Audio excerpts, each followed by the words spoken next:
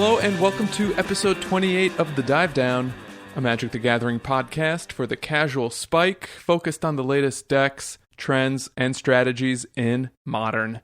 My name is Stanislav here in Chicago, and with me on the line from Denver, Colorado, it's the one and only Shane Beeps. Man, I feel like I have really big shoes to fill after Riley last week. He did an awesome interview with us. I'm so appreciative of him coming on the show. Shoes in Australia are different than shoes in America, and shoes in the UK as well. So you have to get his size to know, what to fill. Well, as the only one of us that has actually been to Australia, I can tell you, big shoes down under. But he's in Scotland now. They wear like wood shoes and such, right? Even bigger shoes in Scotland. And sometimes they coat them in sausage and then deep fry the shoes. Oh, I heard that. Is that a Scotch shoe? Yep. Also with me here in Chicago, the sausage king of the Midwest, Dave Harburger. I'm back from island time. Island boy, you're back. I've ascended. I'm now a full blue mage because I've spent some time on the island. Yuck. You look like you've tasted alligator.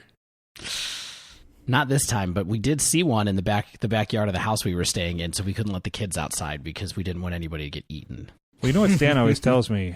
Stan always tells me their jaw muscles opening are much weaker than their jaw muscles that close. I'll remember that next time. This alligator that was behind our house was 10 feet long. It was like 9 or 10 feet long. It was a huge animal. That does not affect its mouth strength. Yeah, not one iota.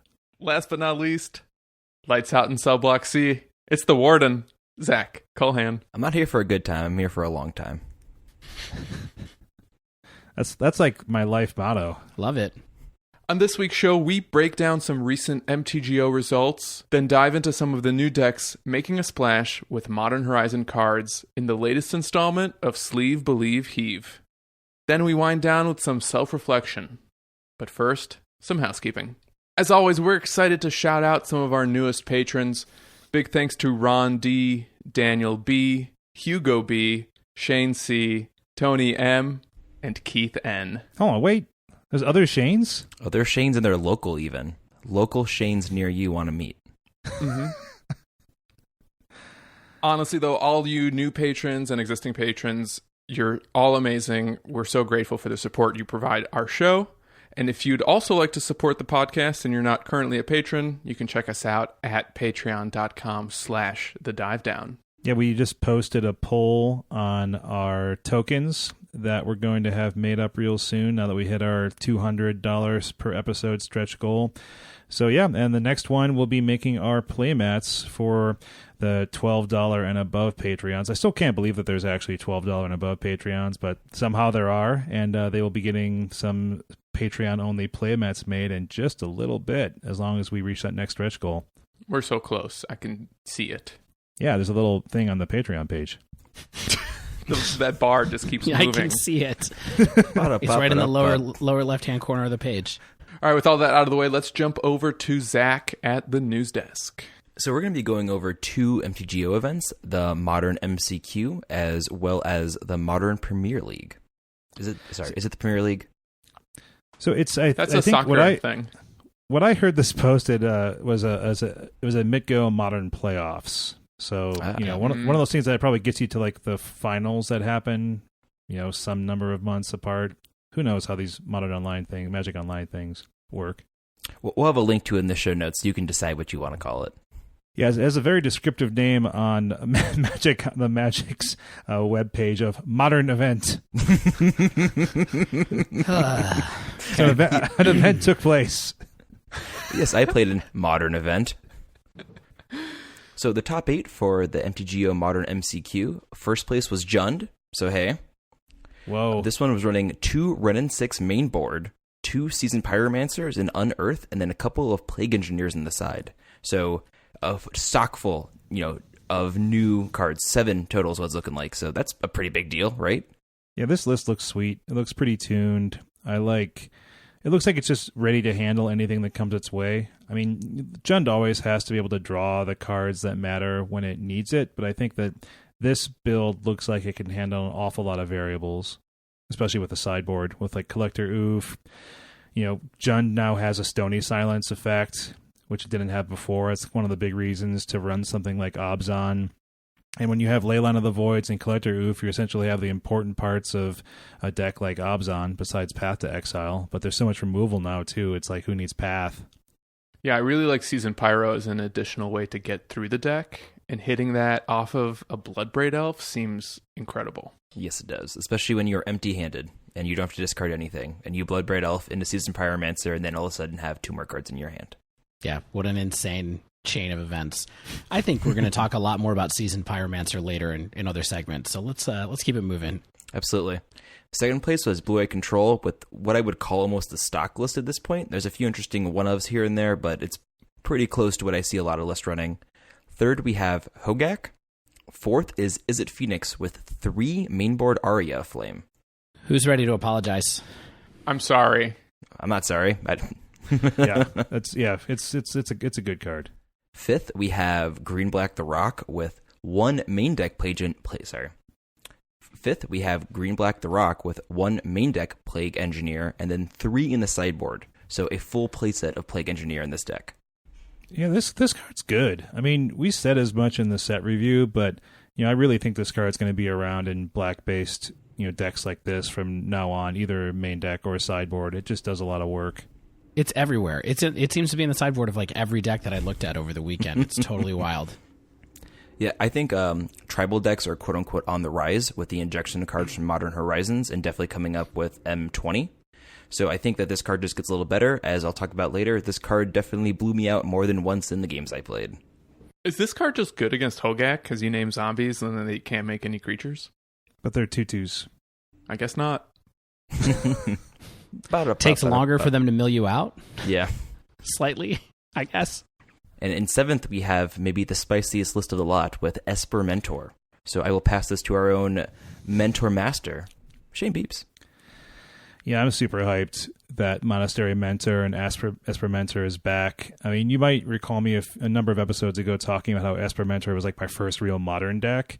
And I guess the last 4.5 years, or maybe just like the last month or so, have treated the deck pretty well. I love seeing, Teferi 3, Unearth, Force of Negations, some sideboard Narsets, really seeming to turn this deck back into a force, or maybe making it into a force to reckon with for the first time ever in its history. So we'll see if Monastery Mentor sticks around. But I actually played against this deck in one of my leagues, and it was pretty sweet. Yeah, I'm actually really hopeful that this deck is going to stick around too, and it's because of the new linchpin card from Modern Horizons that I think we're going to talk about a little bit more, and that card is Unearth. Yeah, we were a little hard on Unearth, I think, but we'll talk about that later too. I don't think I was hard on Unearth. There's also 4 Ixalid, Yigid, Jailers in the sideboard. Which I saw a lot of people testing them at LGS over the weekend. It seems to be the hot new tech these days. A lot of people testing this? That's crazy. Yeah, 2 people who went up to me and showed me them, and that's a lot to me. I know like 5 people, so. 5 people who aren't on this podcast? Yeah, no, I know 5 people, including you 3. I know my girlfriend and my mom, but the other people. They were asking you about their Ixalid Jailers. How many? Your mom was like, Zach, how many Ixalid Jailers should I have in my sideboard? And you're like, Mom, like, don't get caught up in the hype. Yeah, wait, they're gonna drop. Pick them up in a few months. Mom, it's your LGS metagame. There's only gonna be 1 or 2 Hogaak players. Don't worry about it. So why do you guys think that a deck that can produce white mana would run this over Rest in Peace? On the one hand, I can see that she beats down, but Ixalid Jailer is pretty easy to kill. I think that Hogaak runs more enchantment-based removal than it does creature-based removal.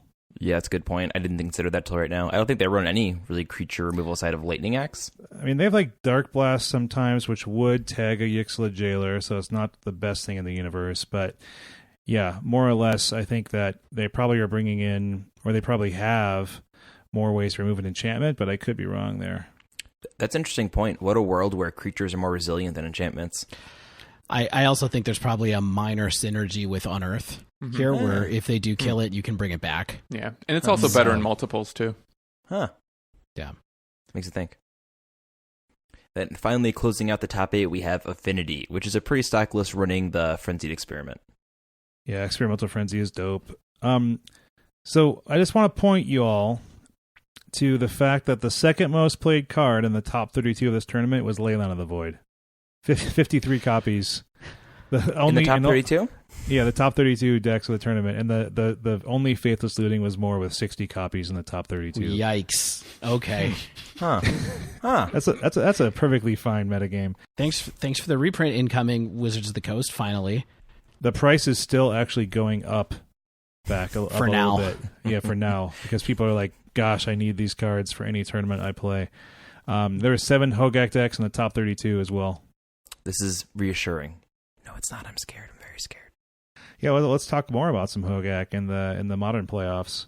Yeah, so next we're going to talk about the MTGO Modern Premiere, the Modern Event.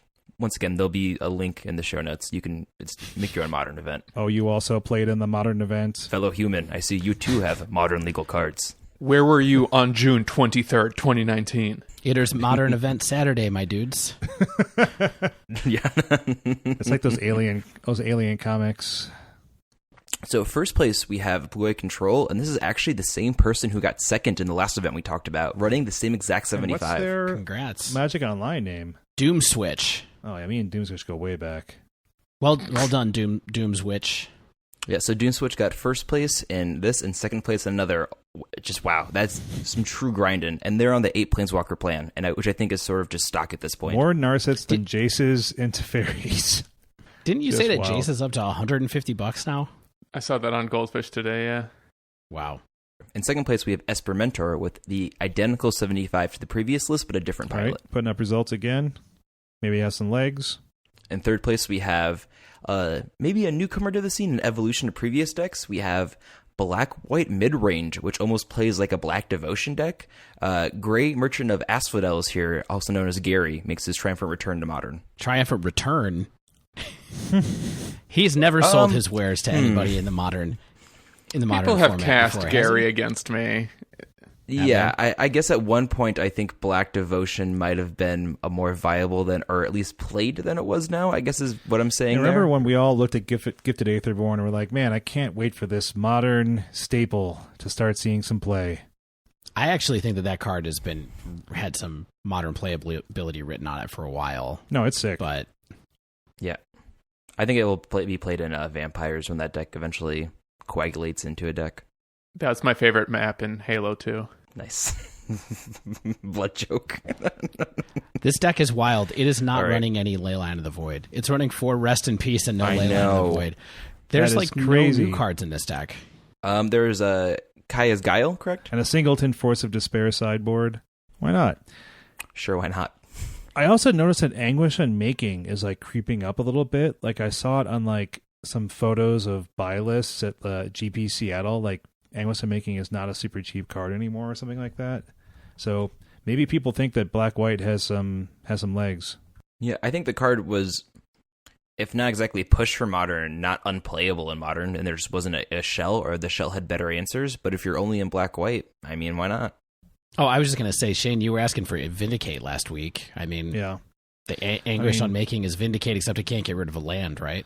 Yeah, that's a big difference. But In 4th and 5th, we have Hogaak lists, which are pretty similar to one another. I don't know if the perfect list or the ideal list has been figured out, but people are seemingly agreeing on what to run at that's the moment. what's, I heard it on a different podcast. I think it was Arena Deck List. They were saying like this deck just stomps and the list is not even close to the final form. Riley made the comment Yeah. last episode, too. Oh yeah, maybe it was Yeah, Riley. you heard. Maybe it was our you may have podcast. heard that on our podcast Man, that hit podcast, the Dive Down. with special guest Riley Knight. In 6th place, we have a spicy Mardu Pyromancer Mhm. build featuring Yawgmoth Thran Physician. Yeah, this deck is interesting, and I actually piloted it some, so we're going to talk about that during Sleeve Believe Heave. Is this the This is the Octomancer deck? Octomancer deck. I think we might as well just call it Mardu Pyromancer because it really is the same deck as Mardu. It's not really a new deck. It's just even better. Sure. Pyromancer Tribal. Yeah, Pyromancer Tribal now. I mean, the super interesting thing about this is that this has 4 copies of Smiting Helix main. 4. Right, which is a card that we did not believe in it. No. I gave it a B- and identified Mardu Pyrotech for the most obvious call of all time. Yep. It's like, hey, guess what? This card is Mardu colors, and it has a flashback ability on it. So it's good if you discard it. Yeah, sometimes discarding cards can be good. I guess I'd never once thought about the synergy with Seasoned Pyromancer. Mm-hmm. I feel like we had a hard time looking for like inner set synergies, like Unearth and Night Ranger, stuff like that, where it's, the cards that are being printed together might be good together. Yeah. It's interesting like that you Hogaak mentioned and that. Dementia. Because I do feel like there's a little bit of kind of like deck packs inside the set. Like you're saying, where it's kind of like, hey, these 3 cards were printed to be played together, and these 3 cards were definitely printed to be played together too, like Lava Dart and Aria of Flame, and where it's just kind of like, okay, we're getting more free triggers. In 7th, we have an Esper Shadow list, and this is running a single Hex Parasite as a target for Ranger, and I lost a game to someone getting a Hex Parasite at the exact right moment. I think that's a cool card. I think this is a really cool deck. We were talking about this in the Dive Down Nation Slack channel today, and one of the members of the nation pointed out that Hex Parasite is cool for kind of 2 pieces of tech. One is it kills Planeswalkers, and the other thing is that you can trigger it and make yourself lose life to make your Death Shadows faster or larger fast. If you need to suddenly make yourself go from 10 life to 6 life to be able to pump up your Death Shadow, that's a way that you can do it. Yeah, instant speed too, so you can have some tricky combat steps if someone's not ready. Yeah. And you don't need a target to pull that off, because the card reads remove up to X counters from target permanent. So you can hit any permanent, even a land, but they don't actually even need counters in the first place to use this effect. Exactly. And then bringing up the rear, who's that? Who's the conductor of this train? Oh, it's Hogaak, Risen Necropolis. Oh my gosh. So you guys think this deck is real or what? There are 3 in this top 8, and then in the last list we read, there were 2 in that top 8. You think this deck has legs? I don't know. Seems okay. Is this the real deal? Well, in this one especially, a Reddit user, DNX Crypto, he did a nice post, some fast analysis of the Modern playoffs data. The rest of the top 16 was 5 Hogaak, so that was 50% of the top 16. And then there was an Urza, Thopter, Sordic, Grixis, Midrange, and a Tron deck in the top 16, along with what Zach read. There were 51 graveyard hate pieces over the 8 non-Hogaak decks. So there's like 50 grave hate pieces in a Chalice of the Void out of Tron. An average number of graveyard hate pieces of 6.4 per deck. Wow. Yeah, it's a lot. And and still it's fighting through just fine. So, whew. Yeah, it's interesting that given the pervasiveness of it, that people are even managing to find their way through the deck to be able to win against it, because it doesn't like have a super crushing win percentage, but it didn't win either of these events. I'll be curious to see what happens at like SCG Pittsburgh in next week or so with the team tournaments, where people have been saying on podcasts and on Twitter that maybe they're going to take 3 Hogaak decks and just go Hogaak A, Hogaak B, Hogaak C, and wonder how many of those matchups we're going to have over the weekend. Yeah, 3 Hogaaks and a trench coat. Because that could be a nightmare for Wizards of the Coast as far as like coverage goes. Like, who wants to watch that? Well, Modern is this week. I mean, GP Dallas is Modern this weekend as well. So we have Dallas and we have Pittsburgh. You mean GP Dallas at the Dallas Fort Worth Convention Center? No, that's right. The oft-spoken about GP that keeps moving around. GP Dallas, if you can find it. So we were going to do Hogaak for Sleeve It, Believe It, Heave It, because I'm the person who's actually out of the cast who's played the most of this. I did 3 leagues with it over the last couple of days, and it is real. So I don't think we have to go into too much definition of how it works, why, and maybe we'll do a deck dive soon if that's kind of the way what people want to see. Although I suspect people are kind of sick of talking about this. I will go on strike if we try to do a Hogaak deck dive. Fair. But the thing I was going to say was, so I think we should give it a Sleeve It, Believe It, Heave It rating. And what I've actually thought here is I've come up with a new rating for this Hogaak deck because it's such a historical anomaly. Now, I don't know if you guys remember, but a couple, like maybe 6 months ago, everybody in the chat convinced me to go through the excruciating but ultimately good exercise of putting perfect fits on my cards and then also putting them into Dragon Shields. Yes. And so this unheard of practice of double sleeving. Yes, double sleeving. And so I think that we should start to institute the rank of double sleeve for Ooh. a deck that is so good it's bad. Because that's what the Hogaak deck is, and it is excruciating to play or play against, much in the same way that double sleeving your cards is excruciating to do. So, double sleeve it for Hogaak from me. Oh man, playing against it, definitely. I mean, I knew what it did and how it did it, but playing against it, you feel so helpless when it's going off, like on turn 3, and you're just like, oh, cool. I feel like you often feel the same way when you're playing the deck. Like in my experience, I ran only a little better than 50%. I think across 3 leagues, I went 8 and 7, and it was not. It's not particularly fun after the first couple of times when you do it, where you're just kind of like, "Ooh, I slammed him again on turn 2. Now what do I do?" So the first couple of games, there was this kind of interesting tension where I'm like, "Do I try to get Alter out? Is it really important for me to do that right now? Do I want to try to kill them by attacking? Do I want to mill?" After you play it a few times, you just realize that you just want to kill people by milling them as fast as possible if you have that opportunity open to you, and so it makes the kind of even decision making within the deck a little bit less fun. Or I should say a lot less fun, really. I feel like that's the type of deck that kind of just gets their opponent to scoop fairly quickly. Oh, no. I make him play it out. I make him. I do, too, just for the clock. But maybe. When I did 3 leagues this weekend. None of the decks I played had Path to Exile. So in a couple instances, I got turn 2 Hogaaked. And I would just scoop on the spot because I knew there was nothing I could do. Yeah. I just hope for like a misclick. Like they're like, oh, I milled too much. And I died. Oh, so you're saying the Hogaak deck can accidentally Harakiri by milling itself to death? Oh yeah, like if they sacrifice their Hogaak one too many times with Alter. Yeah. I mean, they can miscount. Or like one time Shane got the win off a Neoform deck because, they didn't, draw correctly with Grizzlebrand or whatever. It happens. Magic Online's a hell of a thing. Yeah, I mean, if they get turn 2 Hogaak out and don't have a bridge from below in the yard yet, they are still taking a shot if they mill 8 blinds off of the top of their deck with an Alter. They still have to get those bridges in there because that's the only way that they get the tokens back to be able to tap it to bring it back. They probably they might get 2 shots generally before they get a chance to do it. So they can whiff. How do you whiff if you're just swinging with an 8/8 trample? That's because you're not swinging. So on turn 2 or 3, you're actually trying to kill them that turn. So you start sacking Hogaak, getting cards into your graveyard, getting tokens back from bridge from below, recasting him. So you're not... The primary game plan, I think, of this deck, after playing it for a while, is actually to try to mill people out through the kind of broken interaction between Alter and bridge and Hogaak.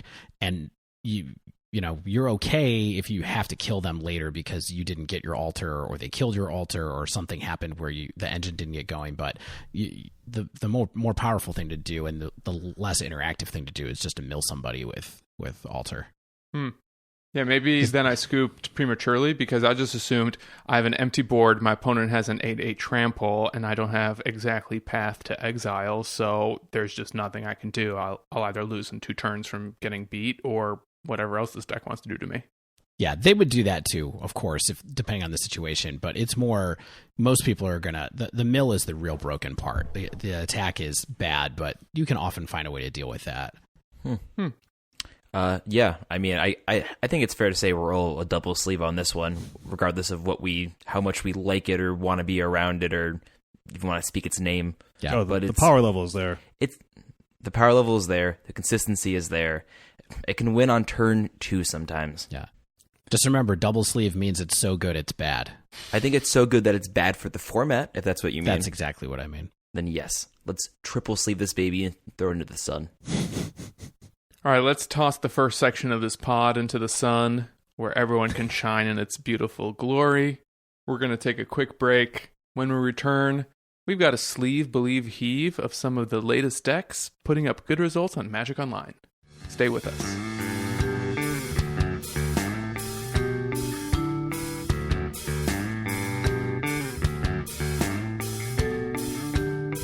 So this is not our first Sleeve, Believe, Heave episode. If you've been a loyal listener of the show, I'm sure you've heard several others. But if you're new to the show, let me explain to you what we're doing. Every time a new set comes out, we start paying attention to the Magic Online or paper tournament results and try to identify new decks or emerging strategies that are maximizing the new cards that come out. So for this segment, we've each picked a deck that stands out to us as something different that's happening thanks to Modern Horizons. We did some leagues with it on Magic Online, and we're going to come to you with our assessment of whether this is a deck that you should sleeve up and play, whether you should believe and keep an eye on, or whether you should heave it in the bin where Hogaak belongs. So to start us off, my buddy Zach played with 2 decks, actually. One that's close to home, and one that's a little on the far side. So I started this off returning to my snow-covered roots with Sultai Snow, and I thought this was going to be great. I talked about it last episode, really interesting me, and oh my goodness, this deck was awful. Oh, no. So what is in this Sultai deck, and what attracted you to it, given that generally the snow decks that you play are red? So I just really like snow in general. Like, that's an actual real thing about me. I like the cold, I like the snow. It's like a big deal for me. But more than that, I really like Jund strategies, but can't and don't have the cards for them. Like, can't afford them, don't have them, don't want to get them, etc.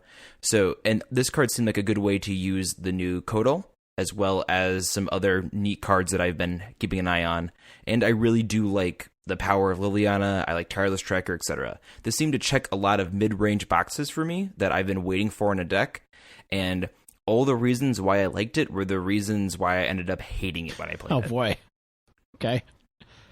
So Kodal felt strong, but it's a 1/1. So you do get the death touch, but it's once and then it's dead.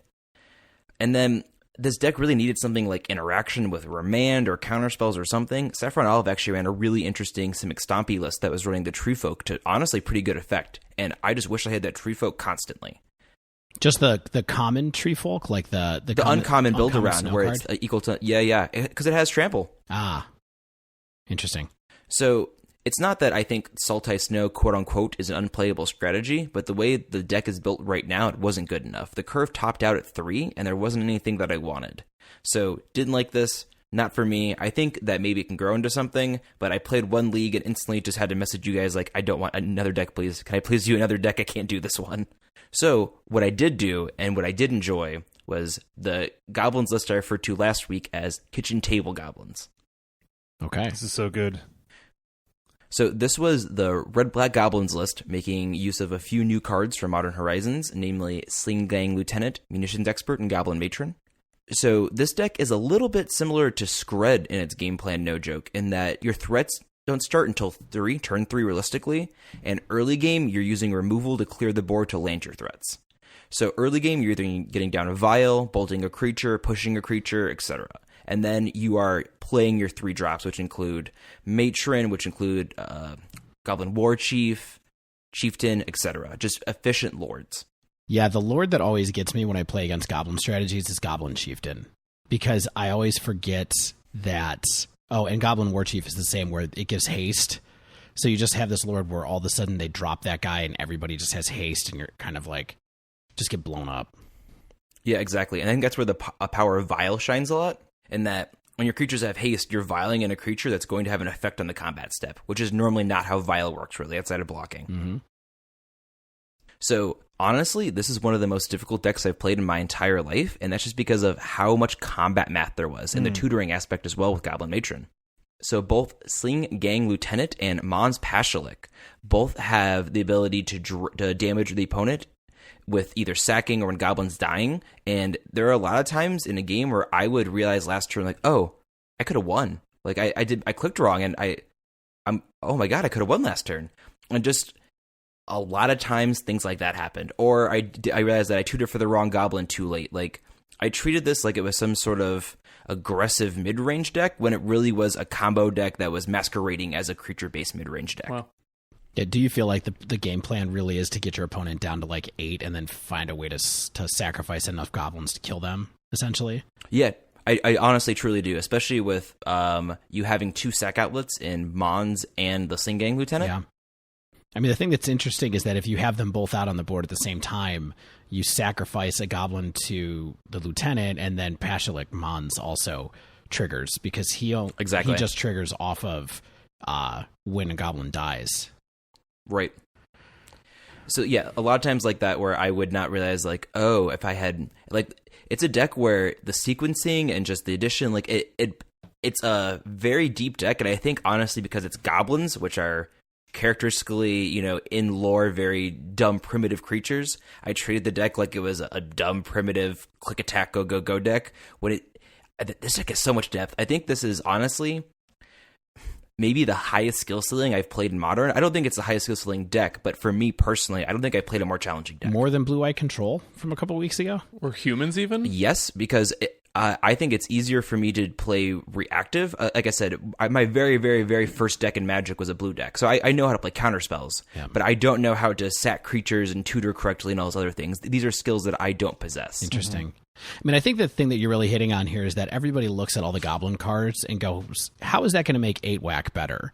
Exactly. And I think that was fundamentally sort of the wrong way to evaluate a lot of the cards that came into Modern Horizons, which is basically there's a different way to build a tribal deck, and it's around this kind of tricky creature synergies, viling in stuff, doing that kind of stuff, chip damage, and then finding a way to kind of do a big finish. Definitely. And honestly, something that came to mind after I'd finished my 2 leagues is something that me and Shane talked about in our interview with Gall, which is, he said, when you're playing hardened scales, you have to always be looking for lethal. Yeah. You have to constantly be counting it out and figuring it out, and that's what I realized I should have been doing the entire time. I was playing it like it was an 8-whack, like it was an aggro goblin deck, when really it was like a goblin hardened scales build. That's fascinating to hear that they put so much, so many tricky onboard and tutoring effects that you can use to get your opponent dead, versus just kind of the concept of, like you said, like Goblins has sort of always been treated as a beatdown deck. So there are games where you do want to dump your hand and go the lethal route. I'm not trying to say this is an all-in combo deck, but it seems that you would rather win with the quote-unquote combo stacking Goblins as opposed to going with the aggro strategy. Although I did win games by just dumping my hand, playing Lords, swinging, and them not having a response. Yeah, I wanted to ask you about that, Zach, as well. Did it feel like it was already tuned, or do you think there's some balance between the card numbers and how many you want to run? Yeah, so last week I made some jokes about how the deck seemed like someone had grabbed cards from their trade binder, bought out their LGS of whatever. Yeah. And I really did feel like that was the case. Wart and Kiki Jiki never ever mattered, even when I played them, and it just felt so very bad. And likewise, Krenko maybe could be a one of. There was a game where I went off with Krenko and it felt very good, and I felt like a Master Magic player, but I could have easily tutored him up as the one of in the deck. And I really think that the deck really could benefit from some turn 1 hand disruption or turn 2 hand disruption. Right now, the plan versus combo is, hope I go fast enough. But the deck's not really a fast deck. Once again, your threats aren't coming down until turn 3 usually. So I really like this deck. I'm going to go ahead and say I'm a firm sleeve on it, but it needs some tender love and care. But it's Goblins, and they're going to print more Goblins. And as we know, Goblin Ringleader is printed in M20. So it's already getting another huge tool. It's going to continue to get new tools. And I think that a Goblin deck that isn't 8-whack, as Dave alluded to, has arrived. Who knows what further permutations it goes through and what other forms it takes. But I do think we're seeing a viable shell that isn't just aggro forming. That's awesome. That's surprising and cool. My final take is that I think very soon Auntie's Hovel will cost more than Bloodstained Mire. It's almost already there. Supply and demand. Yeah, only printed once in a small set. Yeah. I'm glad you played this deck because this deck was on my short list of plans for Sleeve Believe Heave. So you did a good job. I would recommend it. Just be ready for some miserable math. Do you guys think it's not to give a little tease for the decks that are coming up from the rest of us. We played a lot of red and black cards. Oh yeah. In this Sleeve Believe Heave episode. Pretty interesting. Speaking of, I've got a red-black strategy for you. On MTG Goldfish, it's called red-black aggro. But if you've been paying attention to the recent 5-0 lists yourself, this is the deck with Skelemental in it. Skelemental! So basically, it's an aggro disruptive strategy. It combines mid-range removal and hand disruption spells along with graveyard synergies and beatdown creatures. Thanks to your graveyard plan, this is a deck that always gets to run 4 Faithless Looting. Specifically, Bloodghast and Flamewake Phoenix are the cards that come out of the yard easiest, though I'm going to go into this a little bit later. Flamewake isn't free, which sometimes can be an issue. Also, the addition of 4 Unearth lets you throw other threats into the yard, including Skelemental and Seasoned Pyromancer, and then just get them back later thanks to Unearth. One of the first things that really stood out to me about this deck is how impressed I was with the War of the Spark card, Dreadhorde Arcanist. Yeah.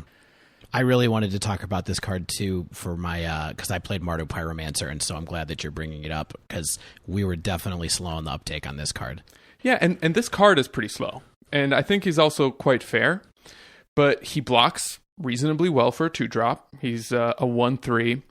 And also, he sets up a lot of 2-for-1s, if not 3-for-1s, because he's able to recast a lot of your early spells, whether it's Thoughtseize, Lightning Bolt, or Fatal Push. So against creature decks, a single Bolt or Fatal Push plus Dreadhorde Arcanist attacking into a board full of creatures will sometimes net you 2 or 3 creatures from your opponent's side. Likewise, an Arcanist plus a couple Thoughtseize made it really hard for some of my opponents to keep up in the mid to late game, basically as I executed my plan and they were running out of cards to cast.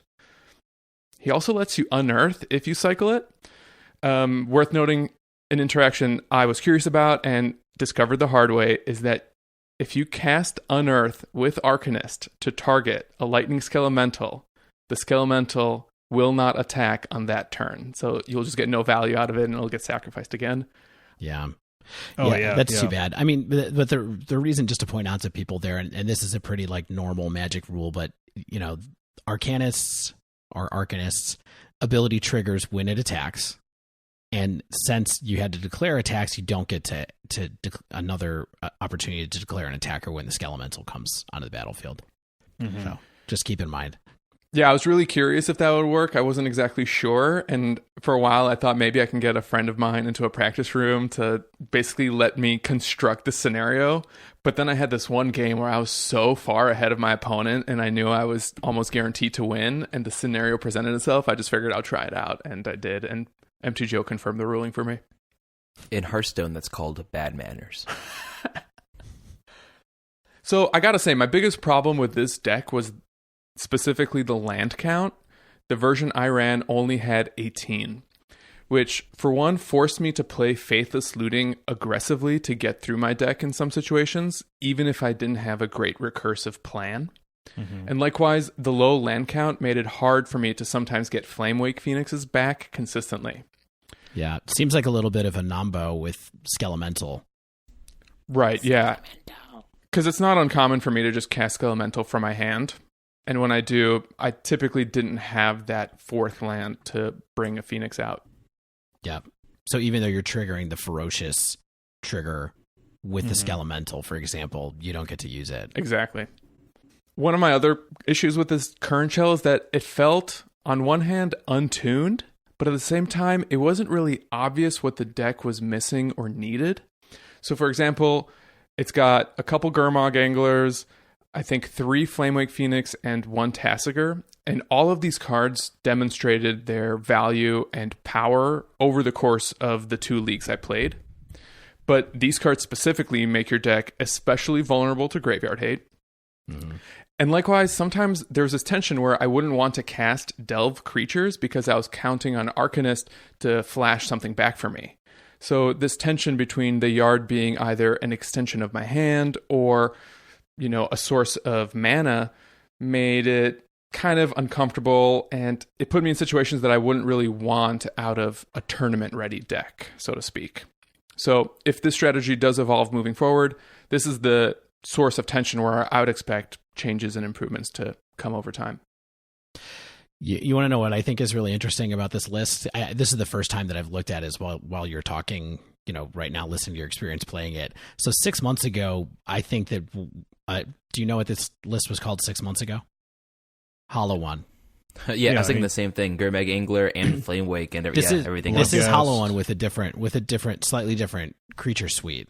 And so it's interesting to see maybe at a time when Hollow One is too slow, maybe to be like, hey, what we should do is swap that out for a less kind of fragile threat, because Hollow One picks up creature and artifact removal, and then also the haste from the Skelemental. It has a little bit more disruption than the Hollow One deck got to run.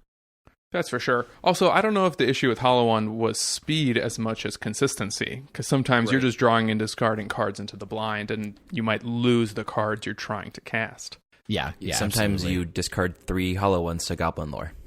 Right. Yep. Exactly. So this gets to back off on that, and it's interesting to see most of the same cards in a shell, a new shell. Yeah, I do want to emphasize though, specifically with the Phoenixes and the Delve creatures, they were all excellent in certain matchups.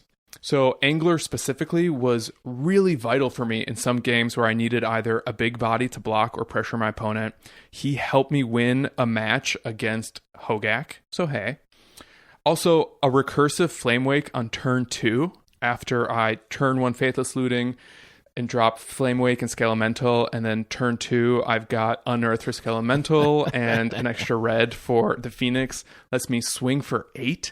And like sometimes if my opponent is either mulliganing aggressively or if I have like some hand disruption somewhere out there, like a single swing from a Skelemental feels like it's getting rid of half or more of my opponent's hand. So it sets up really great tempo advantage, especially early. Would you describe this as like a super aggressive deck, Stan, or is it more kind of like it's a resource advantage game where you just kind of eventually take over the game and your opponent has no cards in hands? Or I think it's somewhere in the middle. So it's not Mono Red Phoenix or Infect fast. You know, I never felt like I had the means to end on turn 3 or 4, full stop. But because my turns 2 and 3s were really fast and explosive, and sometimes I was carving cards out of my opponent's hands, it felt like I got inevitability pretty early on, even if it took me another turn or 2 to finish the deal. Yeah, I think this really speaks to the point that we talked about with Riley when he was on, about modern decks sort of have to be able to fit into 2 archetypes these days to be viable or to be really good, where you have to be able to go fast, and if that's not going to work, or you have to know your role, and if going fast isn't right, then you switch to your mid-range plan. I also do want to mention really quick that Flamewake Phoenix was a perfectly good top deck. Sometimes it would just help me win out of nowhere, so it always felt like it was on plan. It just kind of felt like it tarnished the plan a little bit by making it less consistent, which just left me wondering whether this is the type of deck that's going to be rough around the edges in its early versions, or if this is the weak points that players are going to have to come to terms with moving forward. I want to talk really quick about Unearth, because this card was amazing. I think it really makes the deck possible, though in 11 matches, I never once felt the need to cycle it. And part of me thinks that's because my opponents didn't really play a lot of graveyard hate against me. I didn't deal with a single ley line, though a ley line of the void would probably be pretty good against this deck. But generally speaking, whenever I had Unearth, I usually had enough things to do with my mana that it was perfectly okay holding on to it until I was able to cash it in later for a creature out of the yard. Yeah, I was very impressed with Unearth as well. I could talk about that a little bit more in a minute, but I definitely feel like I gave that a little bit less credit than it deserves, or it's actually turned out to have. Yeah, so if it's not clear, I loved this deck, and I truly think it's a sleeve. I think it's going to appear in more 5-0 lists because it's both aggressive and disruptive in really effective ways. I think it's a really good deck for FNM plays. I think it's going to help like early adopters just go undefeated when their opponents aren't expecting it or know how to play against it. I think we as a podcast kind of underestimated Lightning Skelemental, and we thought it was a joke, but the discard 2 tacked onto a big creature felt really backbreaking for some of my opponents. And if I was able to make contact with my opponent twice, I don't think I was able to lose at that point. It was so much the best Unearth target that it made Unearth one of the best top decks I could draw if I'm just looking for a way to finish the game. Also, got to talk about Seasoned Pyromancer. He was always amazing anytime I cast him. For one, the deck has great discard targets, either in the form of Bloodghast or Flamewake Phoenix, or even Faithless Looting, such that I was almost always getting at least 1 elemental token off of him, if not 2, and perfectly happy with that. Likewise, if I was casting him from an empty hand, the draw 2 ability was usually as impactful on the board as small bodies would have been. So I was really impressed with him. I personally slept on this card. I really think it's one worth picking up. I think he's going to be a versatile tool in a lot of decks moving forward, and at Mythic Rare, his price will probably just continue to tick up over time.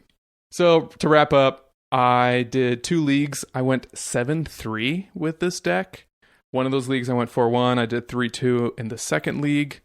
I also won a single match in the practice rooms against Blue-Green Snake Tribal.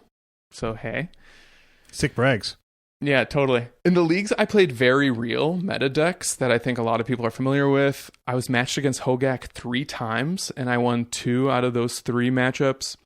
I was matched against Scapeshift twice, and I went 1-on-1 with Scapeshift. I beat Blue Moon, Naya Zoo, Jund, and Neoform combo. The only deck that 2-0'd me was Is It Phoenix, which I played against once. I'm just excited to tell you guys that the last time I had this much fun playing an unfamiliar deck for our podcast was when we did our Tron episode once upon a time. But the difference here is that I really want to sleeve this deck up myself. And to use a popular MTG-ism, I think it's the real deal. Wow. I'm surprised to hear this. Me too, actually. I mean, Stan, okay, let's. I just want to ask some questions here. Okay, Please. So let's say you went 4-6 with this deck, right? Okay. Like, do you think you'd be feeling the same way? I went 3-7 with my deck and loved it. So just FYI. Yeah, I mean, it's pretty clear when you take a deck either through one match or even through a league, you start to figure out how it operates, what its weaknesses are, what its strengths are. And win, lose, or draw, the deck was super fun. You know, that's something that we talk about sometimes even between the 4 of us. Like, is a fun deck that's not viable any less fun? And I think in general, we would agree that for FNM play, something that you are excited about playing, that makes your decisions interesting, that can sometimes let you steal games or, you know, play creatures you like or pull off mechanics that can surprise your opponents. I think there's a lot of value in that. So if I had gone 4-6, I don't know if I would be as excited about buying into it, but it felt like easy going that 4-1 even. Neoform couldn't get a single win against me. There was just like nothing some of these decks could do against me at all. And I think that's something that the deck demonstrated, not because I ran super hot, but because it has potential for being on plan for what Modern is about right now. Yeah, I wanted to ask, so to build off what you just said, so when you were playing this deck, and because I think this tails in nicely with the Pyromancer build that I was playing too, you know, what did you feel like your plan was against Hogaak? Was it just the graveyard cards that you had in the sideboard? Was the hand disruption helpful? Like, what do you think made that engine go? Yeah, that's a great question. I don't think I won a single game 1 against Hogaak. And as I mentioned earlier, I would scoop pretty aggressively, in part because I would think it was inevitable for them to win. And in other parts, I just felt like I'm going to save time and try to find some of my sideboard cards. I had Ley Lines and Rav Traps in the side. There's the spirit of the Skelemental. Gotta go fast. That's what's up. In my post-board games, I did pretty well with my discard spells, getting rid of Altar of Dementia. I think that's the best card in Hogaak to target with hand disruption, because that's the one card that doesn't really give them a lot of value out of the graveyard. Totally agree. Likewise, I used a lesson that our very own Zach taught me, which was graveyard hate is so important against Hogaak that I had to be willing to mulligan to 5 to find it. So I would do that. I would mulligan pretty aggressively, and I would either keep going until I found a graveyard hate card, or I would just stop at 5 if the 5 was reasonable. So I think having Gurmag Angler helped because it was a blocker for the little zombies. It was even a blocker for Carrion Crawler. Graveyard hate, obviously very important. And also well-targeted hand disruption did the work. Also, weird shout out to Grim Lavamancer. Once I had their graveyard under control, I was able to use the Grim Lavamancer to just pick off some zombies, which really did the trick to clear the board for me to get through and ultimately win. Huh. Do you think that Lightning Skelemental is just like a reasonable role player card? I've played against it in a couple of different leagues, and I basically never got hit by it across a couple of different decks. I think I played against this deck. I definitely played against the what's the name of the green ball lightning? Ground Shaker? Something like that. There's a deck. Yeah. I played against a deck that was basically collected companies and Ball Lightning and Skelemental and the green color shifted Ball Lightning. And it didn't really impress me in that context. I mean, do you feel like this is going to be a shell that's really built around that card. Well, I guess my question for you is, how did the opponent's Skelemental not deal a single point of damage to you? I killed it or double blocked it a bunch of times. So you had It's actually a lightning bolt, basically, to just kill it at instant speed? Fatal Push, Lightning Bolt. I think I was playing, at least one time when I played against it, I was playing Mono Red Phoenix. So I was definitely having Lava Dart, Gut Shot, and things like that as well. That makes sense. That happened to me at least once, now that I think about it, where I got a Skelemental out, my opponent removed it, and then I didn't get to hit them. But I don't know, you get through the deck faster than I think you realize because of all the Faithless Lootings, the Pyromancers. It's a tricky question to ask. I don't know if it's actually the strongest card in the deck or whether it's the card that kind of holds the deck together and makes it hard for your opponents to come back after you've executed your plan a little bit. You know what I mean? Like, I think it has to hit to be most effective. If it just eats a removal spell, it did nothing. Yeah. So, to your point, maybe it's the glue that holds the deck together when a player doesn't want to do something as glass cannon-y as Hollow One. Yeah. Maybe I just got lucky because my opponents didn't know what they were doing, but maybe it's just a good companion to Seasoned Pyromancer. Yeah. It was a blast. I loved casting it. I love casting Unearth. What do you think about the Four Thoughtseize? I really don't want to talk about this deck anymore, but what do you think about Four Thoughtseizes versus, like, why Four Thoughtseize instead of, like, a few Inquisitions? Like, very few decks are running the full suite of Thoughtseize. It's not like you need to lower your life total. You can take everything with it, though. Well, I understand this. Shane, I'm offering you a master thesis in going fast, and you refuse to take my level 400 course. Yeah, here's why, Shane. I think it's because Dreadhorde Arcanist lets you recast a lot of spells from your yard, and a late Thoughtseize is better than a late Inquisition. Sure. Gotta go fast. Also, it doesn't care. This deck doesn't care about the damage, too, because I think it is trying to win faster. Right. It's not a turn 3 deck, but it's a fast inevitability deck. That's really how I felt in the end. Dave, you played a red-black base deck, didn't you? I did play a red-black deck. Everybody played a red-black deck today except for you, Shane. So yeah. I played sort of the mirror image of the deck that Stan played, and I've mentioned it a couple of times earlier tonight, but I played the Mardu Pyromancer, the new version of Mardu Pyromancer, let's say, or as some people have decided they want to call it Octomancer, which I don't know if I'm on board with that name or not. So I think probably most people who listen to this podcast are familiar with the deck that was popular about a year and a half ago, the Mardu Pyromancer build that was sort of championed by a somewhat anonymous Magic Online player by the screen name of SelfieSec, who played this deck for a really, really long time. And then Jerry Thompson sort of brought it to the main stage by taking it to a Pro Tour a couple of, last spring. I think it was Pro Tour Rivals of Ixalan was the one where Jerry ended up coming in second place playing Mardu Pyromancer. And the idea of this deck is basically getting to play token generation. It's built around Young Pyromancer and Faithless Looting and Lingering Souls, essentially, and then a strong hand disruption suite, a strong creature removal suite, and then a couple other ways to kind of grind out value by doing things like Faithless Looting and other payoffs like that. Now, so this is an updated version of the deck. And this update is mostly built around the idea of bringing in Seasoned Pyromancer as a 4-of into the deck as a way to create additional opportunities for grinding out card advantage or grinding out incremental value because Seasoned Pyromancer is clearly a perfect engine for that kind of stuff. It draws cards, it put cards in your graveyard, and it also can give you up to 4 tokens depending on how you use it and when you deploy it.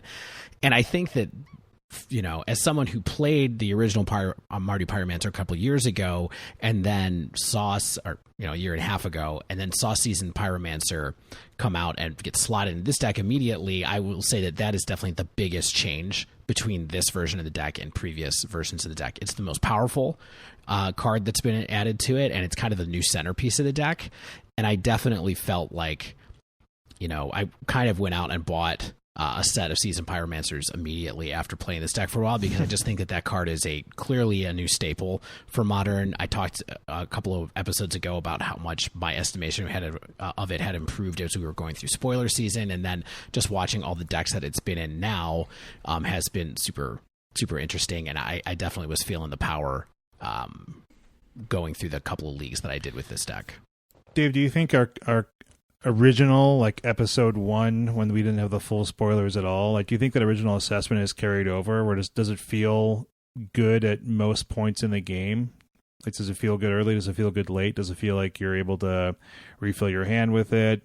What are you doing mostly with it? Are you trying to make tokens? It's really everything. I think that you have to sit down. It's one of those things. So let's talk about the difference between the deck that Stan just went over and what Mardu Pyromancer is. So there was a certain point in time where people were kind of like, well, the Mardu deck is better at Junding than Jund is. And what do people mean when they say that? Well, it's about gaining these incremental advantages, kind of finding a way to get rid of all of your opponent. It's a little bit of a control theory where you're kind of like trying to grind out card advantage against your opponent, but you have a better clock and you have more creatures so that you can present earlier threats. So you don't try to protect your threats, which you put them on the board, but you do try to make it where it's really hard for your opponent to catch up by limiting the number of resources that they have, specifically cards in hand and creatures on the board, essentially. So decks like this are generally pretty good if you're killing creatures or trying to figure out a way to go, and in the case of Mardu Pyromancer, how to go wide. So like Jund tries to build a big threat that's cheap and then kind of disrupt around it.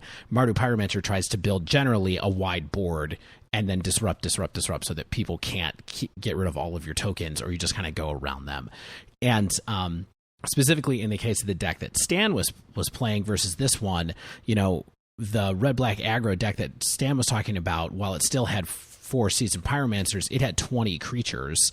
While his deck was running a core of Hand Disruption, Lightning Bolt, Fatal Push, and Unearth, essentially, and Faithless Looting as kind of like the 5 spells that he was running. The Mardu Pyromancer deck is running all of those plus Collective Brutality, Lingering Souls, and a number of different kind of utility spells. So Mardu Pyromancer is much more of a spells deck, obviously, because it wants to trigger off of Young Pyromancer, while that red-black deck was much more of kind of a creature synergy deck, or creature aggro deck where you get value.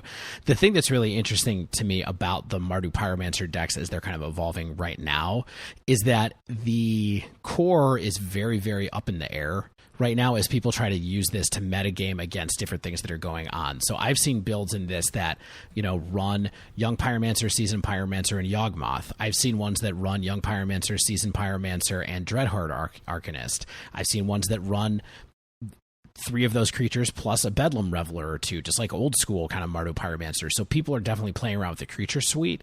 They're equally playing around with the spells that get in the deck main deck, and ones that go in the sideboard. So I think that one of the main potentials with this deck is that it's really good because it has white in it to be able to have access to powerful sideboard cards. You've got your Hand Disruption, and then you also have access to a whole bunch of powerful spells, all the way from kind of Lightning Bolt to Path to Exile to Thoughtseize to all these different tools to be able to configure exactly the way to make it work in the metagame that we have right now.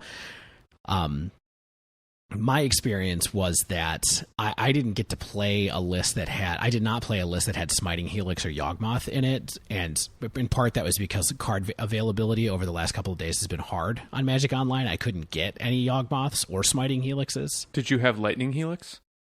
No, I don't. I actually don't like playing Lightning Helix straight up in this, just because that often does become a card that you just end up holding, at least in the old Mardu Pyromancer builds.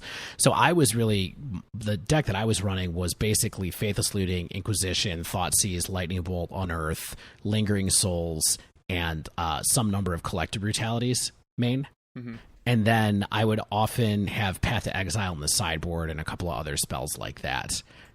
But the creatures package that I ran was the Young Pyromancer, Seasoned Pyromancer, Dreadhorde Arcanist version, which again, like Stan talked about in the deck that he was playing, I was super impressed with Dreadhorde Arcanist a number of times. I unearthed it a number of times to be able to bring it back so that I could later start grinding out other cards. I definitely used it to get an Unearth back, to get a Seasoned Pyromancer back, to double Thoughtseize people, to do all kinds of things that were just kind of like, it really felt pretty powerful. Yeah, how close is this card to like snap? Obviously it's slower. Yes.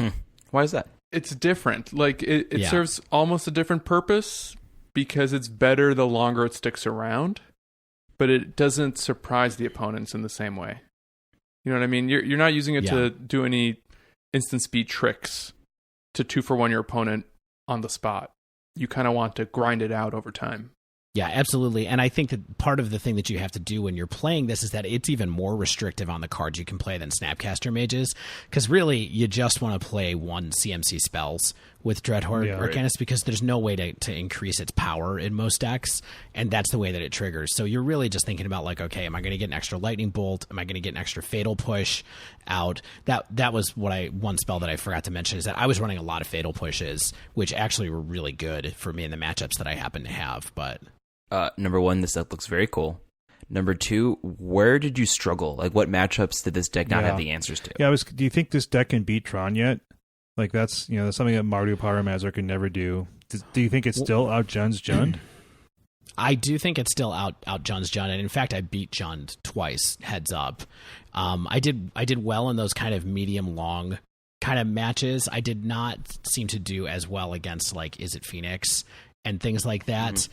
But so far I'm 5-3 or 5-2 with the deck, so I haven't played a full 2 leagues with it so far. But I've been definitely enjoying it, but it's mostly been about grinding out against people who have it. It's good against creature decks, honestly. So every time I'm up against somebody like Merfolk or something, I did happen to play a Merfolk deck that I beat with this ultimately, and it's just I have a lot of removal. I can play my removal at advantageous times, and then I can play it again with Dreadhorde Arcanist. I don't think my question got answered about what matchup it struggled against. Well, like Shane said, traditionally it struggled against Tron. Okay. And I'm trying to... So big mana decks are hard. I feel like it would struggle against Hogaak. I actually didn't play... I've played Hogaak a number of times, like I said earlier in the episode. I didn't run across it with this deck. I think it would have a tough time against it, although I do have a lot of cards on my sideboard. Like the deck that I was running had a full set of Leyline of the Void in the side. It had some artifact removal as well to try to help get rid of Alter Dementia and a lot of hand disruption. So I would love to test that out and see, but I suspect that it would probably have a tough time against that deck as well because it's just not fast enough. So Mardu Pyro has really fallen out of the meta since it first emerged. Do you think Seasoned Pyromancer is enough to push this deck back into a higher tier?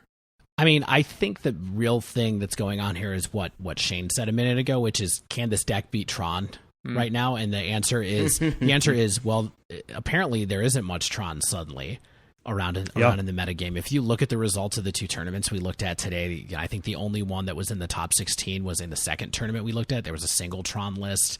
I think that something is going on where Tron literally can't beat Hogaak or something like that, and so nobody's playing Tron right now. And it might be the same way with Scapeshift, which is another thing that I think that Mardu Pyromancer had a tough time against as well. We're also seeing a lot of bird decks pop up in top 8s, and I think that we talked about how Tron can struggle against the explosive power of that deck as well. Yeah. But I will say, just as a closing thought here, that the powerful cards from Modern Horizons, specifically Seasoned Pyromancer and Unearth, are both really, really amazing. And playing these first couple of leagues that I've played after Unearth has been in the format, I have to reassess what I said about it earlier, which is how much better could this card be than Claim Fame? And I think the answer is quite a bit. Yeah. We're going to talk about cards we missed in our wind down, Dave, so we'll re-hit that. Don't worry. Mistakes were made, Dave. Yeah. The thing about Seasoned Pyromancer is that it's just a great utility tool, and it gives you so many little options to figure out what you want to do at this moment in time. So sometimes you're fine cycling 2 lands to draw 2 new cards. Other times you play it and you want to get rid of 2 cards that have flashback so that you can get 2 tokens.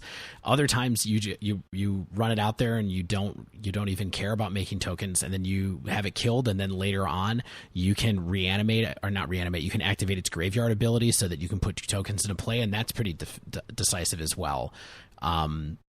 There's lots of different angles that you can go with it, and I think that's why it's a really powerful card, and why I think it's going to be an important card in the for mid-range decks in the metagame. So I think if you learn anything from the Sleeve Believe Heave today, especially from Stan and I, it's that Seasoned Pyromancer is legit. And Unearth and Dreadhorde Arcanist. Yep, are all legit. And so I don't know which one of these shells is going to be the right one for those cards, whether it's something that's more like what Stan was playing, or whether it's Jund, or whether it's something more like what I was playing. But I think that there's definitely a powerful core around there for people who like to play decks like this. And so I definitely think this is a sleeve.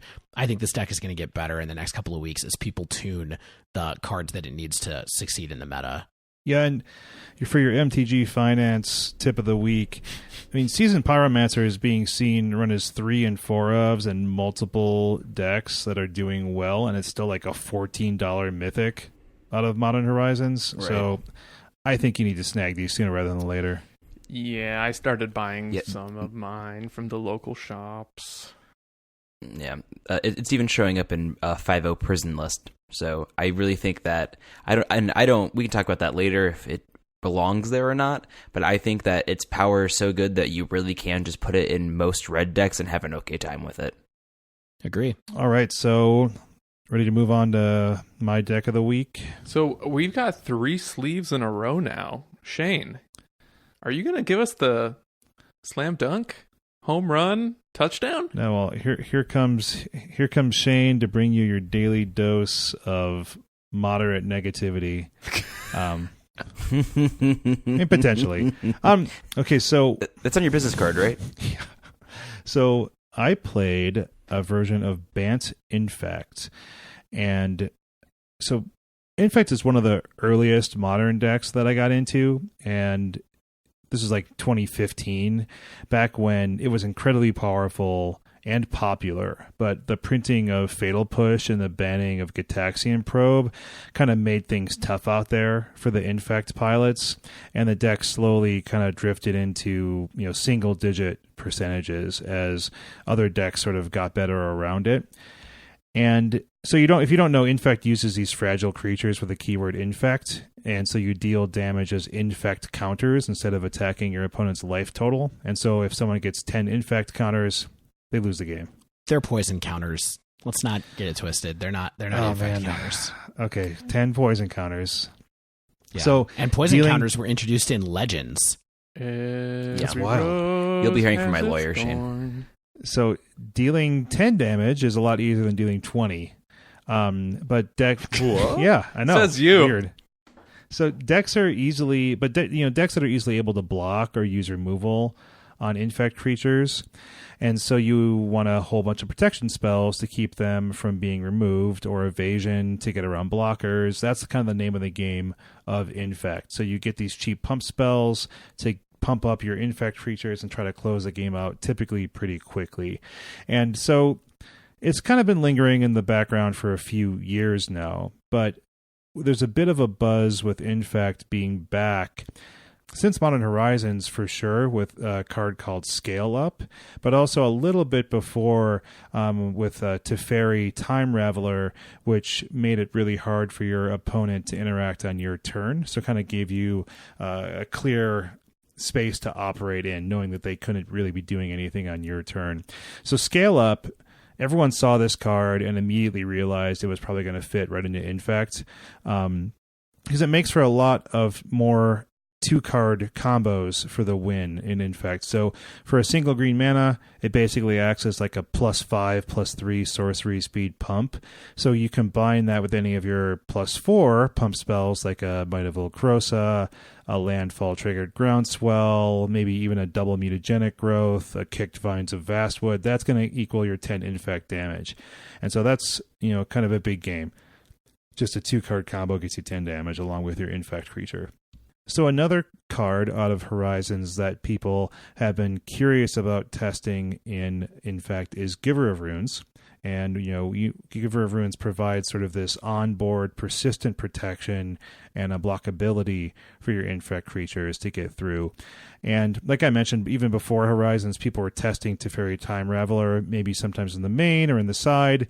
Combine that with something like the really hard to remove Ink Moth Nexus. So, that makes you have to have this small stretch into white mana and allows for some sideboard cards like Path to Exile. So I'd seen Aaron Barrich, who's a skilled Infect pilot. They've won a number of SEG events running Infect, and they've been doing some testing with various Bant builds with Giver of Runes and Teferi 3. And so what I did is I ran their most recently posted list through a few leagues. I really wanted to see if Infect felt like it was back and how these new cards were working for it in today's metagame. So this build, Barish didn't like Teferi Time Raveler in the main too much during their early testing. So they have 3 of them in the side, but they kept the 4 main deck Giver of Runes. And so getting those 4 cards in, like what people mention a lot is, okay, well, let's just add this new card. Well, you have to take some cards out, right? So when you put the 4 Giver of Runes in, it requires shaving some other cards down. And in this build, people seem to like to shave Groundswells pretty early because it is one of the first pump spells that has a real strict requirement. You have to have the landfall trigger. Even with fetch lands, it's not super guaranteed. Yeah, that's fair. It only has 1 Become Immense and only a single Distortion Strike and a single spell Pierce as well. What do you think the reason for shaving down and Become Immense is? Do you think it's that there's graveyard hate? Because people aren't going to bring it against effect, right? Is it that main board graveyard hate's a real concern? Become Immense has been dropping pretty steadily in Infect builds. Okay. I think some of the reason is that the deck just isn't quite as explosive, especially with a loss of Cataxian Probe. And some people have been making up for that by actually running Mishra's Bauble the past few months. Oh, okay. As a kind of to cycle through the deck more quickly and fuel your Become Immenses. But people, I think, are a little bit less high on Become Immense for whatever reason. So I really can't answer that question. I do not think it's because it's graveyard. No one's going to bring in graveyard hate against Infect, typically.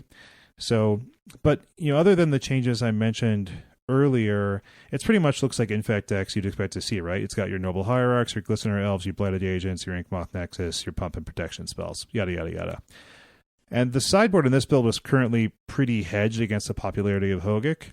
It's got a few Rav Traps, a few Grafdigger's Cages. It's got a Force of Vigor, which I think is good more than just Hogaak decks, of course. And it has just a few interaction counter magic spells, right? So playing this deck, it still felt like Infect has the ability to produce some really fast kills. And you need that in today's modern metagame, I think. It's a very fast format. But I think that things still have to go quite well for you in order to do those ultra-fast kills. You have to have the right combination of a creature that sticks to the board, the pump spells that get the damage in, and your opponent not to really have early blockers to stop kind of your turn 1 Glistener Elves, unless you have the unblockable spells or the spells that provide some kind of evasion. Scale Up was totally good. It's definitely a card I'm seeing that you're going to want 3 of in any Infect build. And the only reason you might not want to run 4 is that it doesn't stack at all. Because it just provides kind of a new base power and toughness. It's not like add power and toughness. Yeah, because a hand with 2 Scale Ups is kind of the pits, right? Yeah, I mean, you could use it in 2 turns in a row. I mean, you're not frequently killing on a single turn. That's kind of ideal because you're kind of relying on the opponent to allow you to untap, and then also Scale Up provides no protection. It's a sorcery speed pump spell only. Right. So this is where something like Giver of Runes would come in, right? Like Giver of Runes felt fine. And I don't know if I was in the matchups where I think she can shine a little bit more. She was really helpful against a humans opponent when I used Giver of Runes a ton. I had multiple Giver of Runes on the board, and she was able to provide color-based protection on like my Glistener Elves and my Inkmoth Nexuses to punch through that Infect damage. And, that's not a deck that's really doing a ton of targeting of your creatures. Like maybe if they had a Deputy of Detention or a Reflector Mage, that's something where I would, want that color-based protection on the opponent's turn or in response to like a viled-in creature. But I really didn't have to do that. So really what she was doing is just letting me get my damage through their wall of blockers. But one of the big issues I felt with Giver of Runes was that she is a tempo problem in Infect. When the format is super fast right now in a number of ways. And so when you are taking a turn to cast a Giver of Runes instead of, say, another pump spell or another creature you may have, like one of the mirror Infect creatures, right? So you're just relying on you untapping with that Giver of Runes and then using her to provide some kind of static protection or static unblockability to get the damage through. And it's just a lot slower than what Infect was typically doing in the past. Yeah, you almost have to assume that you're not going to get to use Giver until at least turn 3 to do something, right? Because you have to play a threat and you have to play Giver, and there's not really any way to do those both before turn 3, right? Yeah, I mean, unless you do like a turn 2 with like a Noble Hierarch or something.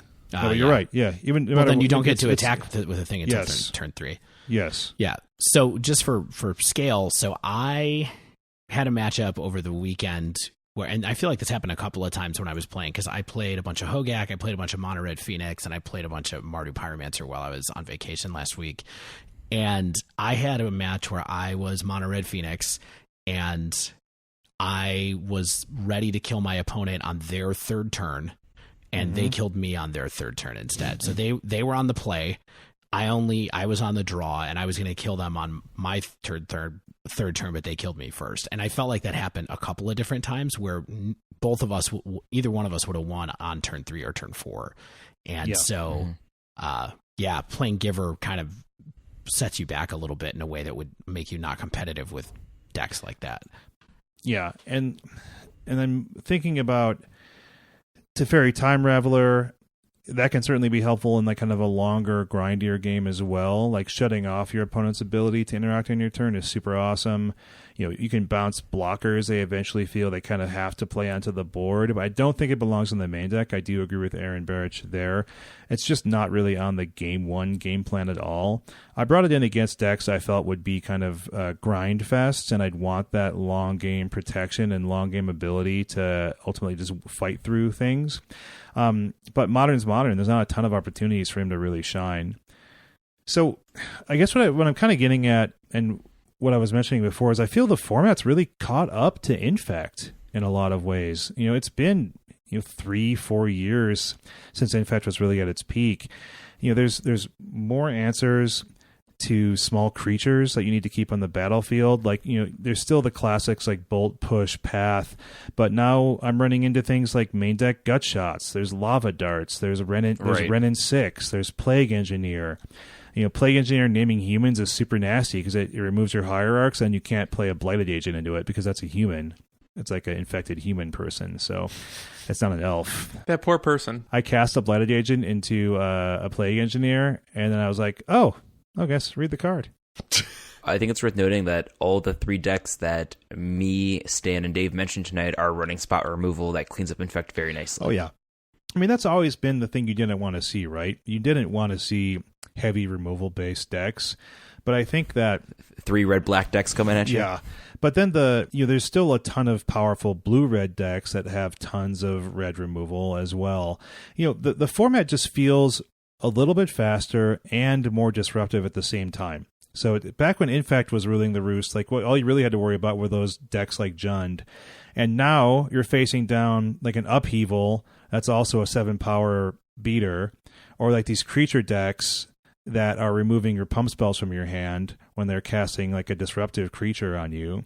There's prison decks that are rushing a chalice on 1. There's devoted druid combo decks that are making infinite green mana on turn 3.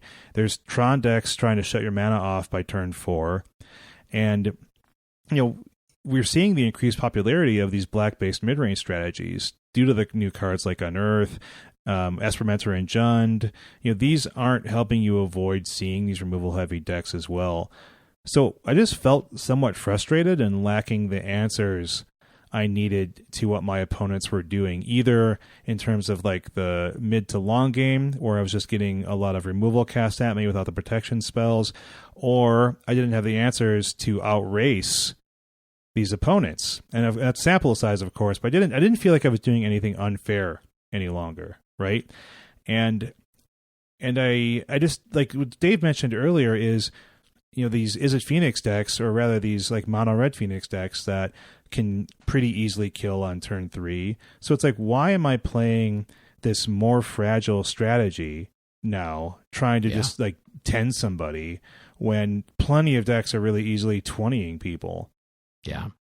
Mono red Phoenix is like faster than Burn and faster than Infect, and it's like a similar plan. Yeah, it's like if it's faster than Infect, like what's the point? Like.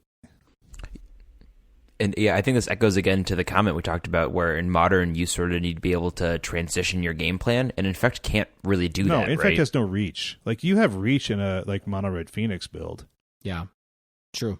Sure. So I don't know. Like I don't really think Giver of Runes is necessarily on the game plan of Infect that I think is the most successful. Like I have seen some people who are saying you still want to be the glass cannon, you still want to have a ton of pump spells, you don't want to be worrying about protecting your creatures with like slower protection like Giver of Runes, you just want to have this like the blossoming defenses and the Vines of Vastwoods and such. So the trade-off when you run for Giver of Runes didn't necessarily feel correct. I think Teferi belongs on the board. I think especially if the format maybe slows down in a post-Hogaak world, it's probably correct to expect to win with like some late game Inkmoth beats or something like that. But like I said before, I just don't think that Infect is like your glass cannon deck anymore even. I think that title may have moved on to decks that are maybe even faster than Infect. And if Infect's not the fastest deck in the room, what are you doing? It just seems too fragile. Agree. It's kind of scary. It's kind of disappointing, actually. Are you Heave or Believe then? I think it's still a perfectly fine deck. I think that it is telling that it's not showing up in any of these kind of online Modern results already, because people are wanting it to do well. They are playing it. They are jamming it, but it hasn't really shown up yet. So, I mean, I'm going to say Believe only because I think that it's a perfectly fine deck for a casual spike to run out somewhere, but I don't think it's like a tournament breaker. So I'll say a Believer. But I'm not a believer in the fact that it's not in the way I wanted to be. All right, now that we've contorted to that rating. Yeah. I mean, so Shane, for what it's worth, Infect has appeared in basically all the last 5.0 deck lists since... Yeah, but still have like 85 other decks. Yeah, if Scrud can show up, Infect can show up. I don't think that means anything. Not to poo-poo you, but yeah, I was looking at the history of Infect, and yeah, it always shows. It's always evolving. We're seeing it do reasonably well in SCG invitational qualifiers too. I think you're right that this is a deck that it can spike a tournament, even though it may not be the best deck in the room. Sometimes you'll run hot and the deck is fast and explosive enough, and if the matchups are good, it'll get there. But I don't know if it's as consistent as the other Glass Cannon turn 3 decks. Yeah, and I will reiterate my stance that I think, in a post-Hogaak world, I think that people will be moving more towards these mid-range strategies, the grindy decks, and I think that Infect will get even worse. Good night, sweet prince. Well, Shane, thanks for bringing us all down. I mean, no, if you like Infect, play it. It's better than ever. It's better than it has been for the past 4 years, probably, so have fun with it. I'm going to make some chamomile tea and lie down. Zach, that's a great idea. I think I'm going to do that too. I'm going to impose a break onto the podcast while the two of us kind of go chill with some chamomile. Constant comment or sleepy time. I'm more of a Celestial Seasonings kind of guy. Gotta get Celestial Seasons. Oh, when you guys are in for GP Denver, we'll go to the factory. Can we go on the tour? Wow. I had no idea. Now I'm so excited. All right, we're going to take a quick break. When we return, we're going to wind down with some regrettable corrections. Stay with us. sounds so ominous.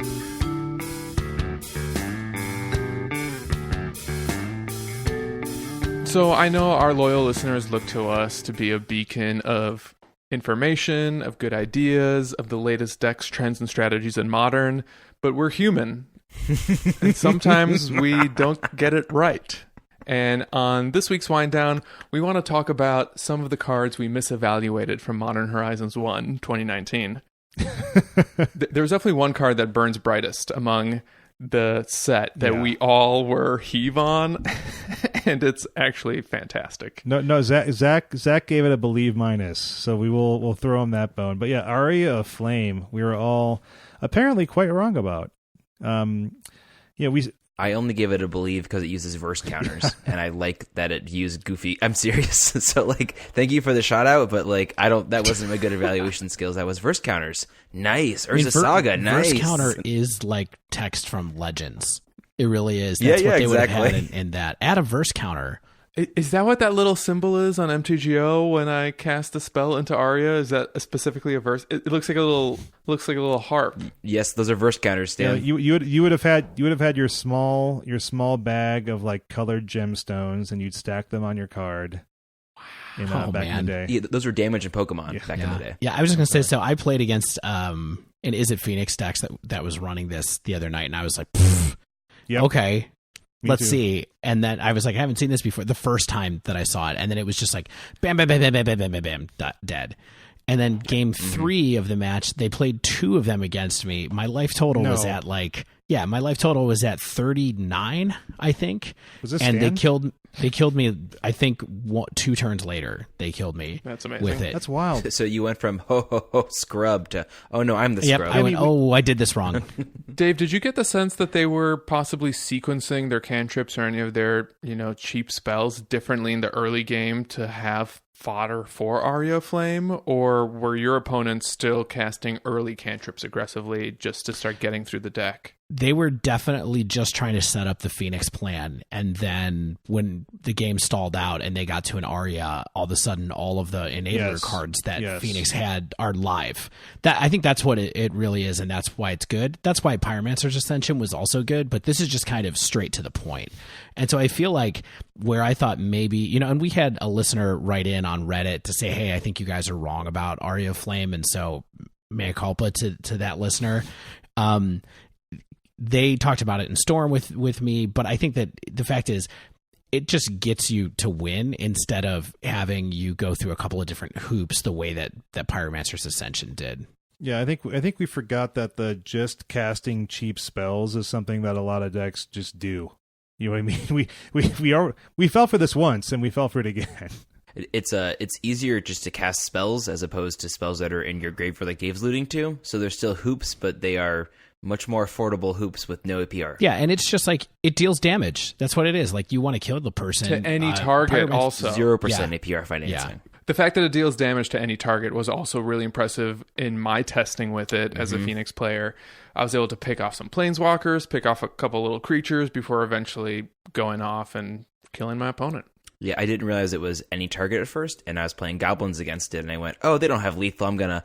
Oh, no, oh my goodness, I was dead 2 turns ago, and I didn't realize it. Do you think that Pyromancer Ascension is on the downtick because of all the graveyard hate that's out there, or do you think that Aria of Flame is actually just better innate value that we fail to recognize? Well, Stan's the one who played it, so I'm going to leave the floor open for him to talk about it. Aria of Flame does have its weaknesses as well, and I think that it forces you to kind of consider when it's safe to cast it. Because sometimes Phoenix does play a little bit like a burn deck, and the last thing your burn deck wants you to do is to suddenly gain 10 life. So for instance, I lost a game because I had my opponent to like 7 or less life, and then I cast it, and then I gave them enough life to kind of rebound. Whereas if I just kind of kept on with the Phoenix plan, I think I would have gotten there. So it does force you to consider what your best options are in a given situation. But if either the coast is clear, or you're facing down graveyard hate, or if, I don't know, your opponent is at like 20 life already, I think it's actually easier to do the work with the Aria that Ascension would do over maybe the same period of time. Worth noting, however, Aria's 3 mana spell. Ascension, you can start working on that on turn 2. I wouldn't be surprised Yeah. to see Ascension make a comeback. That's one of those cards that always seems to come in and out of Modern in various decks. It's, sometimes it's better, sometimes it's worse. I don't know if Aria is a strictly better replacement, but I think for what Phoenix is doing right now, which is casting... Honestly, I think Phoenix is casting more spells than ever right now because it's using Finale of Promise to cast 3 spells just with 3 mana easily. I can see Aria of Flame doing a lot of work that Pyromancer Ascension just wouldn't do for the same investment. I think that's the big reason, Stan, is that with Finale of Promise being in there, being able to supercharge your Aria of Flame the next turn is pretty brutal. Where it's just kind of like, okay, I have this down, and now I'm going to do Finale of Promise, and I'm going to do Bolt, Serum Visions, and Finale of Promise, and it goes 1, 2, 3 damage plus a Lightning Bolt plus draw a card is pretty nuts. So we all sort of did not believe that Crashing Footfalls would be the real deal, and this card is showing up a lot of places. Yeah, so I was wrong. It has seemingly revitalized the Ask for Told archetype, so good for Ask for Told, good for Crashing Footfalls. It is also being played in some Jund list, where they're suspending it on turn 1, and it's also a good BBE hit. Yeah. So, I don't know what to say. This card, we thought that it was slow, they didn't have haste, but turns out 2 4/4s are just that good. Yeah, I think it's just like Ancestral Recall, right? Where it's just, if you can get it down somewhat early and control the game, then you cash it in 4 or 5 turns, and you have 3 new cards, and you've got a couple 4/4s on the board. I think you're thinking of Ancestral Vision, by the way. Ancestral Recall is that's quite much a better. bit more powerful. Yeah. Yeah, and Ancestral Vision was banned at one point. I like, that's just... Oof. That was just people being upset about fairies and Modern starting right after fairies rotated out. So it's not the exact same, but it's similar to a card that was once not legal, and we all discounted it anyway. I don't know. I feel like maybe this one was a little bit of an oversight on our parts. We're sorry. I think we said the word Unearth about 15 times in this episode. Yeah, I feel like I should be the person to apologize to Unearth. Like I said earlier, I asked the question, how much better is 1 extra CMC from Unearth than Claim Fame? Yeah. Now, I do think that there's some qualifiers here, because if you look at the targets that are actually hitting Unearth that are 3 CMC, they're cards that are new to Modern because they were in Modern Horizons. And the 2 ones I'm thinking about specifically are Ranger Captain of Eos and Seasoned Pyromancer. For me, are the big ones that were the 3 CMC slot that I've seen with Unearth so far. Now, I also know that there are Monastery Mentor decks out there that also help you use Unearth to recycle Monastery Mentor. So I think that's a pretty big one, and I'm excited to think about the fact that that's actually makes Monastery Mentor good enough to kind of come off the bench and get some play. But I think that the big thing for me on Unearth after I played with it a little bit was not so much the mana cost difference, which is big. It's the fact that you can cycle it when you don't need it. And that I feel like is enough utility that it actually helps it be at least enough better than Claim Fame that it really shouldn't have been in comparison. I was the only sleeve on Unearth. I knew it was amazing, and that is why I'm the best co-host. Interesting. Perfect. And then finally... Once again, I was right all along. I was the only sleeve on Hogaak. Everyone told me I was crazy. They threatened to kick me off the podcast. I kept saying it's going to be out on turn 2 sooner than later. Y'all said no, no, no. I said yes, yes, yes. Hold on. I'm looking at these that's notes not right what here. Wait a minute. I'm looking at my notes, and I think I said... no, I said that. Yeah, okay. I thought we all said believe, and we didn't think we'd run 4. Yeah.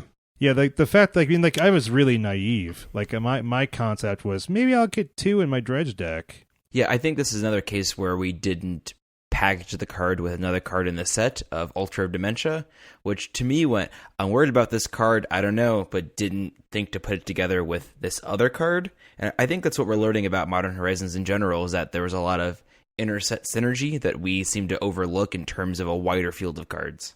Yeah, Zach, you're onto something, because my first interaction with Skelemental and Unearth was at the pre-release, where I was able to draft both cards, and I was like, oh, this is very good. And at first I thought maybe it's just good for Limited, but after today I'm kind of thinking it might be good enough for Modern. Yeah, I think we doubted how much power they would and synergy they'd pack into one set. And I don't know. They said they didn't want to shake up Modern, and Hogaak aside, I think they shook up Modern a little bit. I think they shook it up a lot, and I think we're going to talk about that a little bit. Maybe next week I would propose, once we can see where the data goes. But there's a lot of indications that Modern Horizons has had a profound impact on the format, outside of Hogaak even. I'll be out next week, but guaranteed I will be sending you text about what I do and do not feel.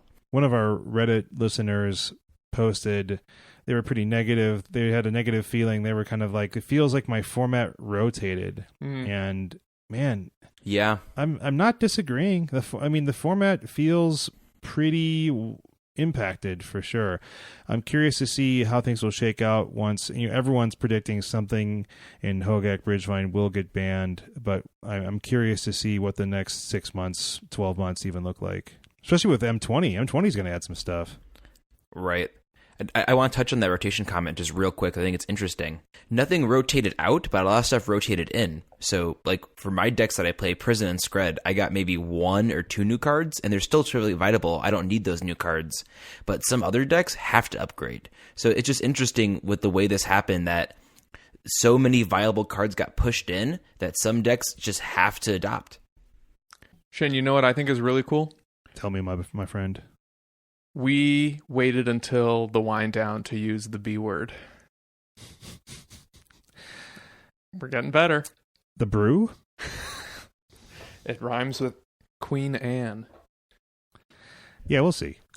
All right, well, this was fun. My co-hosts tried to defend themselves, but if you want the absolute best, most relevant takes on Modern, please follow me on Twitter. Please rate me on Apple Podcasts with his inscrutable Twitter handle at Medium Gallery. That's right. Link in the show notes. not to ours, to Stan's. All right. If you haven't yet, make sure you subscribe to our podcast so you get the latest episodes as soon as they come out. And if you use Apple Podcasts, please leave us a rating and review. If you'd like to submit a question to the podcast or pick our brain on something in Modern, you can tweet us at The Dive Down, all one word, email thedivedown@gmail.com, or if you see us on Reddit, feel free to send us a message there as well. If you'd like to support the show, check out our Patreon over at patreon.com/thedivedown. As always, special thanks to the bands Nowhere and Spaceblood for letting us use their music.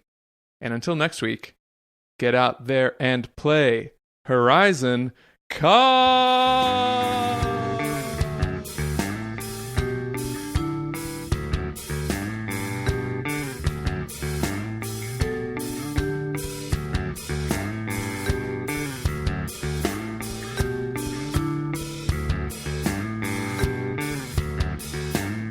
Right, and like this one, you don't really... There are games where you can go on the aggro plan and dump your hand and swing for 15 on turn 4 or whatever. Whoa. Uh-oh.